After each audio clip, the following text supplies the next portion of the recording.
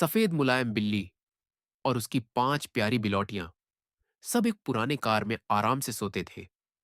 वो कार हफ्तों से वहीं खड़ी थी। वहीं बिल्ली ने अपना घर बना लिया था। एक दिन वो खाना लेने निकली और तभी कार स्टार्ट हो गई। जब बिल्ली लौटी, बच्चे गायब थे। वो इधर उधर पागलों की तरह ढूंढने लगी। अचानक कार फिर से वापस आई और बच्चे सही सलामत निकले। बिल्ली चैन की सांस तो ली, पर रोने लगी क्योंकि लाइक और सब्सक्राइब नहीं किया।